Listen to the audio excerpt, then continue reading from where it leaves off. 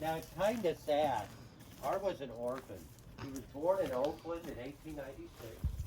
He said his father was Irish, which he never knew. He also said his mother was a Klamath Indian. He claimed his mother died the 1906 San Francisco earthquake. He was an orphan when he's 10, but he's never known to be married, have children, brothers, sisters, any family. They put him in the rest home against his will in '89.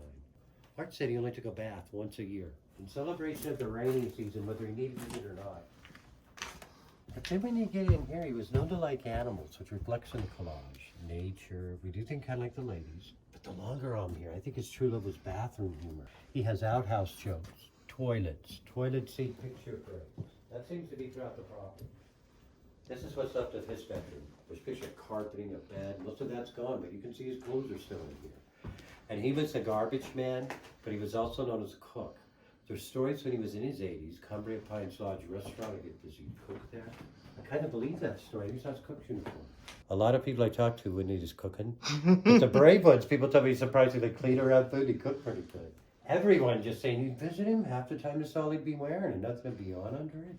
I have neighbor ladies say when he got real old, the bathrobe's all he'd wear in town and it gets windy. I think that might have helped him in the rest home a little faster. And this is what's left of his kitchen. He is 92 years old when he went to the rest home. I don't think he's feeling too regular. It's Metamucil. With what's left in here in the bedroom, you still get a little sense of feeling. Yeah, he's living with the stuff that's left. And the more you look around, he's a funny bachelor. Here he salvaged a baby's dresser for kitchen built-in chores. Wow. This would go away like the 70s, early 80s. This was called blue chip or S&H green stamps. This was trading stamps. Now it's sad. They fired him as a garbage man in the late 50s. He'd struggle with money. He used to own the property next door. They built the house. He lost that lot in the 60s for property taxes. They put him in the rest home, people with vandalism. There'd been water damage. We fixed the roof. It hadn't leaked in here in about 15 years. When I was a kid growing up in the 60s, like a lot of people, my grandma had a bedspread like this. I can't open this side, but you'll notice the wallpaper's mermaids. When you really look around, even though it's remnants or junk, he'd gravitate towards the pink flowery stuff. And at one time he had asphalt-type flooring squares in here in the kitchen, carpeting the bedroom. It sounds like back in the 50s and 60s it was clean. He was always working on something. Now this was probably his front door. There's pictures, he had a 6 or 8 pane glass door here. But I think this is the front door because the tile work. It's like an entryway. All the pipes carried water. No. They worked until 1997. He had water running throughout all the houses. Art said he was an Indian all his life and he lived off the land. These plots were his gardens. People said it used to be nice. He'd grow corn, artichoke, squash, and all the plots. What's funny, the city water hasn't worked since '97. We don't water anything, but he has fruit trees that are fruit. Between the animals and groundwater, Neighborhood Ridge halfway takes care of itself. Art said he liked animals more than people. He said animals were his friends. In this garden, he said he had a big problem with gophers. You'll notice he built the planter with the tabs turned out. He said the wind would blow through there. Whistle would scare gophers. He wouldn't have to poison them. But as you can see, that's just a good excuse to take another coffee break. It's not working. I might attract gophers. They'll dig under the cab. This is just an old drum he cut in half, turned into a wheelbarrow. That's what's kind of funny about this place. For a man that couldn't waste anything, this looks like the only thing he wasted on the whole property. This is what's left of his original house. He built and lived in this when he first came here in '28. We have a picture of this taken in 1931. It was in one piece. It had a whole upper wooden level. Front entrance on this end. It had a living room about where the tree is. That overgrowth is over the kitchen floor, and the fallen roof's over his bedroom. What's left of his bed and clothes still sitting there. I talked to a lot of old timers. I would always talk about a woman. He said her name was Gloria. He'd tell people this lady Gloria was the love of his life. He said they came here in '28 from San Francisco. Art said Gloria never liked it here as a boonies. He also said Gloria took as many coffee breaks as he did and was always cheating around on him. He told the neighbor Charlotte, Gloria and her mother cleaned out his bank account one day, left, never came back. Art said that's when he lost it, started building Neighborhood Ridge after Gloria left. Now we hear stories a tree hit this first house in the '60s. What's interesting, we had it cleaned up a few years ago.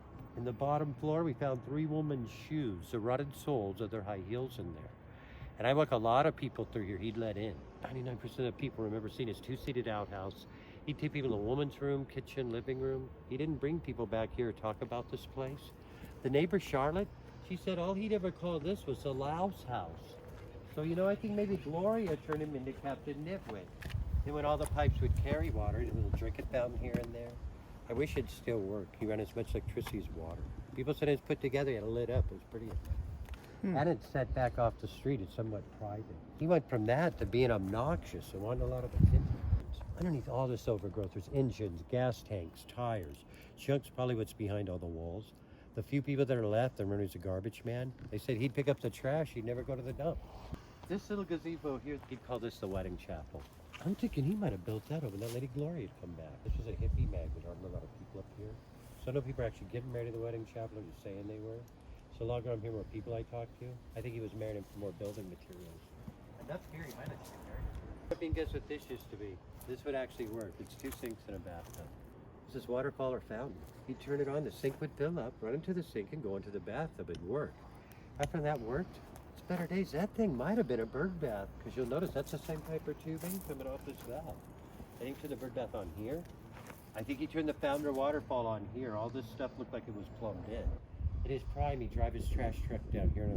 He'd make slides out of corrugated metal. He'd slide everything heavy from top to bottom. But what he didn't need or use, he'd bury. We think Art fell down up here back in 1962. He said he was hurt and had a doctor bill of $500. He borrowed the money from a man in town and paid the doctor, but he never paid back the loan. In 1975, the man got tired of waiting for his money, leaned the property, he's going to tear it down.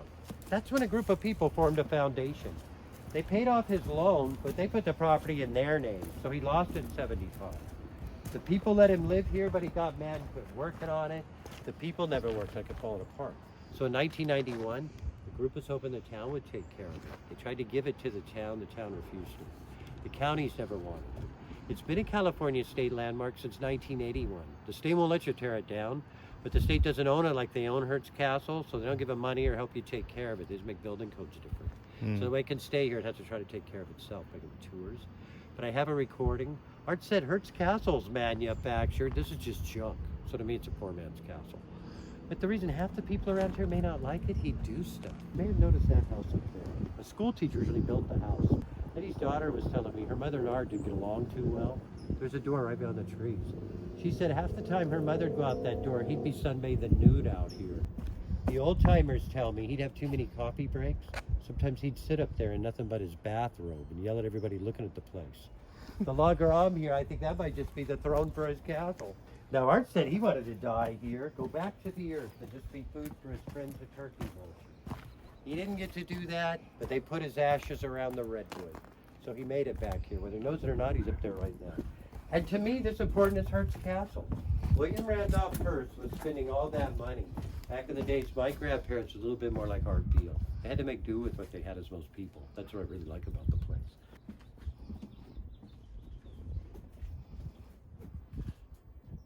Yeah, watch your head. Well, thanks for coming.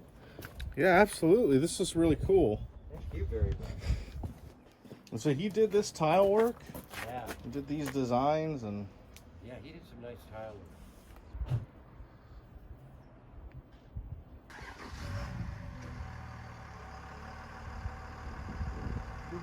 That's the kitchen up there, right? Yeah, we went all the way down. We went all the way up there, huh? Wow. It seems pretty. It looks like scary from here, but it's stable up there. Yeah, yeah. I mean, I felt fine up there. Yeah, we were up there. You're like suspended. Yeah, that's way up there. We were right. Ooh, where's my right there? Wow.